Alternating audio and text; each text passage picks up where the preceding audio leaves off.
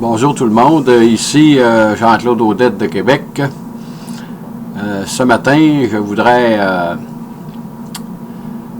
faire une capsule sur le grand génie qui était Albert Einstein. Et cette capsule va être en rapport avec sa théorie de la relativité générale. Comme vous le remarquez ici, j'ai mis ma cravate de mon idole préféré, Albert Einstein, sur laquelle c'est marqué E égale MC2, et ils ont reproduit ses écrits, là, qu'est-ce qu'il a laissé sur la Terre, là, à propos de E égale MC2. Comme on le sait, dans une vidéo précédente, j'avais parlé de la relativité restreinte d'Albert Einstein, qu'il avait concocté en 1905. Les principaux résultats de cette théorie sont que on s'est aperçu que le temps était élastique, qu'il y avait la dilatation du temps et qu'il y avait le raccourcissement des longueurs par rapport à la vitesse de la lumière. Plus on va vite, plus le temps s'étire et plus les longueurs raccourcissent. Ça a été prouvé en 1905 par Albert Einstein. Et la relativité restreinte, c'est basé sur la géométrie euclidienne. Euclide, c'est un mathématicien qui a vécu 200-300 ans avant Jésus-Christ. Et cette géométrie-là s'applique encore aujourd'hui. Et dans la relativité restreinte, l'espace-temps est plat. C'était considéré que c'était plat, uniforme, plat. Après 1905, Albert a essayé d'intégrer la gravité à la théorie de la relativité restreinte. C'est sûr que c'était une tâche très très ardue, parce que quand il a eu terminé d'accoucher la relativité générale, quand il parlait de la relativité restreinte, il disait que c'était un jeu d'enfant comparé à la relativité générale. Comme on le sait, Albert a mis 10 ans pour intégrer la gravité à la relativité restreinte. Et imaginez-vous, c'est le plus grand génie que la Terre n'a jamais porté. Comment s'est-il pris? Albert, c'était un physicien qui aimait l'élégance. Il n'aimait pas les choses compliquées. Il ramenait les choses à leur plus simple expression. Et c'était facile à le comprendre. Bien facile, entendons-nous, là. Il y a des choses qui nous a laissées sur la Terre qui sont encore très, très arides aujourd'hui, comme la relativité générale. En travaillant sur la gravité, là, il a commencé par imaginer deux petits laboratoires. Il y en a un qui appelait un laboratoire céleste, un qui était sur la Terre. Le laboratoire céleste était situé dans son esprit, dans l'esprit humain, là, dans un endroit où il n'y a aucune gravitation. Ça, c'est sûr qu'en principe, ça se peut pas, mais l'esprit de l'homme peut imaginer que dans quelque part dans l'univers, si je m'installe un petit laboratoire céleste, où il n'y a aucune gravité. Là, il a commencé par essayer de regarder qu'est-ce qui se passait dans le laboratoire céleste. Là, il s'est dit, vu qu'il n'y a pas de gravité, si quelqu'un tient un poids dans ses mains et qu'il les lâche dans le petit laboratoire céleste où il n'y a aucune gravité, il devrait flotter dans le laboratoire, tout comme l'expérimentateur qui tient les boules. À cette heure, si je mets une accélération égale à VA, l'accélération dans le laboratoire céleste, autrement dit, il mettait un petit ange après qu'il tenait le laboratoire en état immobile, là, puis là, l'ange donnait une accélération vers le haut, égale à V. Là, il a réalisé que les deux boules se ramassaient au plancher. Le poids qu'il avait, et l'homme, il veut pas, il se tenait sur le plancher. Ça, c'est sûr que ça a dû y prendre plusieurs années avant de concocter cette affaire-là. Là. À cette heure-ci, il revient sur la Terre dans son petit laboratoire. S'il regarde le gars qui tient une boule, ou une masse quelconque, là, si l'homme dans le petit laboratoire sur la Terre les lâche, ils vont tomber au plancher. Et l'homme reste fixe au plancher parce que c'est la force d'attraction, la gravité qui le retient. C'est là qu'il a imaginé qu'il, dans l'univers, il y avait un principe d'équivalence. Que A, sans gravité, une accélération haute, il n'y a pas de gravité, est égale à G sur la Terre. Avec ce principe d'équivalence, là, Albert en a conclu, en développant sa théorie, que ceci devrait s'appliquer à tous les phénomènes physiques qui se passent dans l'univers. On voit qu'il avançait dans sa théorie là, graduellement. Maintenant, il s'est dit, si je reviens sur la Terre, si je me mets dans un ascenseur, l'homme est en haut, mettons un ascenseur d'une vingtaine d'étages, il tient un poids dans ses mains, ou deux, chacun dans chaque main. S'il est au sommet de la tour, il les lâche, ils vont tomber sur le plancher. Et si l'ascenseur, la corde de l'ascenseur casse, ils vont flotter dans l'ascenseur comme si c'était dans le laboratoire céleste. Avec le principe d'équivalence qu'Albert avait trouvé dans son laboratoire céleste, A égale à G, il s'est dit, si ça c'est vrai dans l'ascenseur, c'est vrai dans le laboratoire fixe qui est sur la Terre. Autrement dit, l'accélération est égale à G dans le laboratoire terrestre. C'est équivalent. À ce moment-là, là, il va un peu plus loin encore. Parce qu'Albert avait travaillé beaucoup les champs électriques, parce qu'au début du siècle, l'électromagnétique, c'était les équations de Maxwell, c'était très en vogue. Il s'est dit, si quelqu'un possède un électroaimant dans ses mains et qui passe devant un observateur qui est arrêté, l'observateur arrêté ne s'apercevra pas que celui-là qui passe en avant de lui avec un électroaimant possède un électroaimant. Il ne détectera pas les forces électromagnétiques que celui-là qui passe en avant détient. Comme vous voyez, là, Albert s'en vient de plus en plus là, dans la complexité de la relativité. Avec ça, Albert en a conclu que les forces gravitationnelles ne sont pas absolues, mais relatives. Parce que si celui-là qui est arrêté ne détecte pas les forces électromagnétiques, ça veut dire que la gravité, c'est relatif. Mais dans un grand espace, comme l'univers, ça, c'est pas vrai. C'est comme son petit laboratoire, là, au début avec les anges, là. Si le laboratoire avait 5000 km de long, ça ne peut pas marcher, cette affaire-là. Parce que les lignes de force ne seront pas pareilles. On le verra un peu plus loin, pourquoi. Maintenant, là, Albert, en plus, là, il a trouvé le principe d'équivalence avec les poids. Là, il s'est toujours dit que le principe d'équivalence est vrai pour tout ce qui se passe dans l'univers. Là, il a mis des horloges. Dans le laboratoire céleste, il a mis une horloge au plafond, une horloge sur le plancher. Et sur le laboratoire terrestre, il a mis une horloge au plafond et une horloge sur le plancher. Là, il a tourné dans le laboratoire céleste. Là, le petit ange a donné une accélération égale à A. Qu'est-ce que ça amène? Ça amène que l'horloge qui est située au plancher va moins vite que celle qui est située au plafond, par rapport à l'observateur qui est situé au plafond du petit laboratoire. Pourtant, les deux horloges marquent exactement la même chose, ils vont au même rythme, mais pour l'observateur, celle qui est au plafond va plus vite que celle qui est au plancher. Là, encore une fois, il revient sur la Terre. Dans son laboratoire terrestre, il dit, selon mon principe d'équivalence, si je mets une horloge sur le plancher du laboratoire terrestre et une au plafond, celle qui est sur le laboratoire terrestre, au plancher, devrait aller plus lentement que celle qui est au plafond. Là, on voit le génie d'Albert. Avec son principe d'équivalence, ça, il dit que dans le laboratoire terrestre qui est sur la Terre, l'horloge au plancher va aller moins vite que celle qui est au plafond. Pourtant, elle ne grouille pas par rapport à la Terre. La cabine ne grouille pas. Elle est immobile.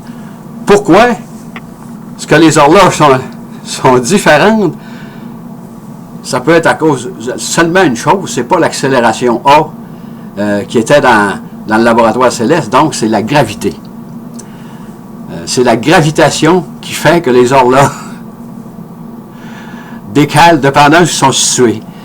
Quand j'avais fait une capsule sur les GPS, là, à ce moment-là, on voit que l'horloge sur la Terre et l'horloge dans le GPS, par rapport à la relativité générale, celle qui est dans le GPS va plus vite parce qu'elle est plus loin de la Terre que celle qui est sur la Terre. Là, il est rendu aux horloges, là. Là, à ce moment-là, lui, il s'est toujours dit que le principe d'équivalence devrait être égal pour tous les phénomènes physiques qu'il y a dans l'univers. A égale à G, comme on revient au début. Là, il s'est dit, je vais prendre la lumière pour mon horloge, parce qu'on sait que la lumière, c'est très très précis avec les longueurs d'onde, là. Elle émet une certaine longueur d'onde, la lumière, puis elle va rester constante dans tout l'univers. Cette longueur d'onde-là ne changera pas. Sauf qu'avec la relativité générale, là, pour prouver son affaire des horloges, là, avec la lumière, là, il a fait l'analogie avec le Soleil et la Terre. La Terre, c'est très très petit à comparer au Soleil au point de vue masse, là. Là, il s'est dit, si un rayon lumineux passe près du Soleil, celui qui est sur la Terre, il devrait avoir le rayon lumineux décalé vers le rouge. Là, il est rendu loin, là, en fonction du principe d'équivalence. Toujours en graduant, là, il est rendu au rayon lumineux. Là, il s'est dit, si je m'en vais dans mon laboratoire céleste, et je prends une lampe de poche et j'éclaire le mur du laboratoire et mon petit ange donne une accélération A vers le haut, le rayon devrait incurver vers le bas. Et si je retourne dans le laboratoire terrestre, le laboratoire est immobile, il est fixe à la Terre. Si j'éclaire le mur du laboratoire terrestre, le rayon va incurver vers le bas. Ça, c'est dû à quoi? C'est dû à la gravité. Là, il a parlé du décalage gravitationnel. Et c'est avec ça que... comment est-ce que je dirais ça? Donc, en 1919, là, la théorie de... Là, on estime là, que Albert était rendu dans les années peut-être 1910-1911, là. Il était pas mal avancé dans la compréhension de la gravité. Et Albert, c'était un physicien. C'était pas un mathématicien. Et pour développer les tenseurs, parce que c'est une géométrie à 3 dimensions, c'est plus euclidien, là. C'est la géométrie rhénanienne qui appelle. C'est un Allemand qui a développé ça après Gauss, là. Là, il s'est servi de Marcel Grossman, c'est un de ses bons amis, que lui était un mathématicien, puis il a développé les tenseurs pour intégrer à la relativité générale d'Albert pour faire les calculs. Vu que l'espace était plus plat, là. Et pour prouver ceci, en 1919, là, la relativité générale était établie. Einstein l'avait codifié. Il n'y avait plus de changement à faire là-dedans. Mais là, ils ont vérifié parce qu'il y avait un éclipse de soleil. Je ne sais pas quel jour, là, mais je sais que dans les années 1919, ils ont envoyé une équipe d'astronautes avec des télescopes en Amérique du Sud, puis une en Océanie, puis là, ils ont pris l'angle de l'étoile qu'ils voyaient près du Soleil, parce que des étoiles, il y en a partout. Mais suivant Einstein, si la lumière est décalée vers le rouge, ça veut dire que l'espace est courbé. Et l'étoile que l'on voit près du Soleil lors de l'éclipse n'est pas là, est en arrière du Soleil un peu. Ça veut dire que la gravitation courbe l'espace. C'est là que la notoriété d'Einstein là, a été reconnue à travers le monde. Parce que ses théories avaient expliqué que nous vivions dans un espace de temps courbé et que ça, c'était absolument vrai. Dans l'univers, la ligne droite n'existe pas. Nous vivons dans un univers courbe, un espace-temps courbé. Autrement dit, c'est les masses qui courbent le treillis de l'espace-temps. Et je l'avais expliqué d'un satellite, là. Ça, j'ai posé une question aux internautes, j'ai pas eu de réponse, là, en tout cas. Sur pourquoi les planètes sont toujours en orbite à la même place. Là. Moi, je pense qu'il doit y avoir une connexion avec la relativité générale d'Albert. Si on conclut maintenant,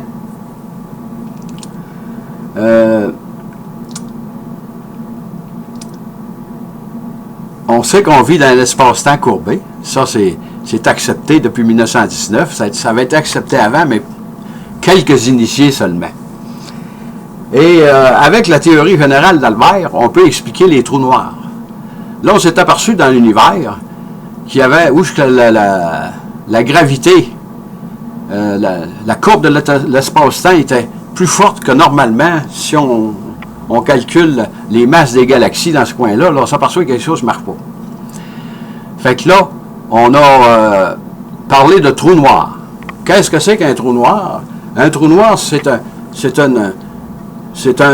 un amas de matière qui est écrasé sur lui-même et la gravité est tellement forte que rien ne peut s'échapper d'un trou noir. Autrement dit, la courbe gravitationnelle entoure le trou noir. Donc, même la lumière ne peut pas sortir de là. C'est pour ça qu'on ne les voit pas. Mais ils sont là. Ensuite de ça, avec la théorie de la relativité générale, on a réussi à expliquer le périhélie de Mercure. Le périhélie de Mercure, comment je dirais, donc c'est Le Verrier qui avait trouvé ça. On s'est aperçu que la planète Mercure, quand elle tourne autour du Soleil comme ça, elle dévie un peu. Elle ne passe pas tout à fait à la même place chaque année. Tandis que la Terre, c'est toujours pareil. Saturne, Mars, ça c'est toujours en orbite, dans un plan, puis ça change pas. Sauf que Mercure, lui, il tend, mais c'est pas... La course se déplace, mais c'est pas beaucoup, c'est 49 secondes d'arc par siècle. Mais avec la relativité générale, Einstein a réussi à calculer la déviation de Mercure exactement. Ça, c'est encore un autre succès pour la théorie générale, là. Ça, avant, on savait que la planète Mercure n'était pas tout à fait pareille, là, d'une année à l'autre, là. Elle changeait de place un petit peu dans sa rotation. Albert a expliqué ça avec sa théorie générale. Ensuite de ça, c'est sûr que là, on sait que les masses, les grosses masses dévient la lumière, même les petites masses, la déviation, parce qu'on vit dans un espace-temps courbé. Fait que la gravité est partout, mais pas tout le temps de la même intensité. Sur la Terre, c'est temps. Sur la Lune, c'est temps. Mais l'espace-temps est courbe pareil. Et en terminant, je voudrais parler un peu des petites anecdotes que le grand Albert nous a laissées. Quand ils ont... j'ai lu ça quelque part. C'est peut-être vrai, mais je l'ai lu dans un livre. Je ne suis pas sûr si Albert a dit ça, là. C'était pas marqué SIC à côté de ça, là.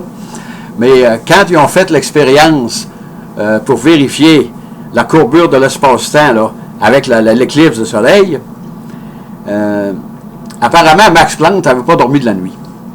Max Planck, il était plus vieux que lui. C'est lui qui avait aidé Albert à monter, parce qu'Albert, c'était un outsider, puis il n'était pas connu. Il n'était pas considéré comme un grand scientiste, là. Mais Max Planck s'est aperçu qu'Albert, il y avait quelque chose à part des autres. Mais Max Planck, apparemment, il n'aurait pas dormi de la nuit, là, quand il était tellement énervé pour savoir si Albert avait raison, là, qu'il n'a pas dormi de la nuit. Mais quand ils ont vu Albert par après, ils lui ont demandé, ils disaient, avez-vous fait comme Max Planck? Ils disent, quand on a mesuré avec les télescopes, là, apparemment, il n'a pas dormi de la nuit. Fait Albert Einstein a répondu, c'est signe qu'il n'a rien compris. Parce que moi, j'ai fait une très bonne nuit, je suis allé me coucher comme normalement. Ensuite de ça, il y a une autre petite anecdote. quand il a rencontré Charlie Chaplin en Angleterre, quand il a serré la main de Charlie Chaplin, il lui aurait dit « Tout le monde parle de vous parce qu'ils vous connaissent. Mais moi, tout le monde parle de moi, mais personne ne me connaît. » Ensuite de ça, c'est sûr qu'Albert Einstein était un citoyen allemand d'origine juive. Et dans ce temps-là, il y avait beaucoup d'antisémitisme. Même, il y a une certaine une conférence de Solvay, c'est un industriel qui réunissait les principaux du siècle, les principaux savants, là, pour voir ce que la science était rendue. Là. Il y aurait, je ne sais pas si c'était un Allemand, mais je ne sais plus quel, c'est même si c'est pas Renan, là, qui aurait fait un discours antisémite, là, puis Albert était là. Parce que dans ce temps-là, il y avait beaucoup d'antisémitisme. Il y en a encore aujourd'hui, malheureusement, mais ça, c'est plus latent. Albert disait, je reviens à Albert, si mes théories de la relativité marchent parfaitement, on va dire que je suis allemand. Si elles marchent à moitié, on va dire que je suis français. Et si elles ne marchent pas du tout, on va dire que je suis juif. C'est sûr, Albert Einstein, le plus grand génie que la Terre n'a jamais porté, a souffert beaucoup d'antisémitisme. Ça, faut pas le cacher, là. Même si c'était le plus grand génie qu'on a eu, là, chanceux, on l'a eu dans notre temps. Moi, je ne l'ai pas connu, mais il est décédé en 1955, puis j'étais né avant cette date. Mais le grand Albert,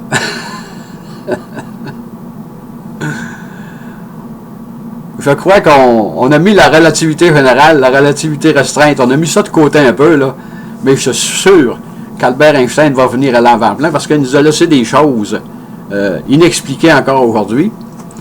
Et il s'est toujours chicané avec Niels Bohr, parce que Niels Bohr, lui, dans la physique quantique, là, il n'était pas du même avis qu'Albert, parce qu'Albert disait qu'il y a toujours une cause à un effet. Puis Albert Einstein, quand il avait parlé de l'effet EPR, là, Niels Bohr n'était pas d'accord du tout avec ça. Mais aujourd'hui, on s'aperçoit que peut-être qu'avec l'effet EPR, Albert avait encore raison, parce que on n'est pas sûr, mais certains scientifiques ont détecté, on ne sait pas quoi, mais il y a quelque chose dans l'univers qui irait plus vite que la vitesse de la lumière. On ne sait pas qu'est-ce que c'est. Sur ce, en terminant sur la théorie du grand Albert, la théorie générale, je vous dis bonne écoute, bonjour, merci et à la prochaine.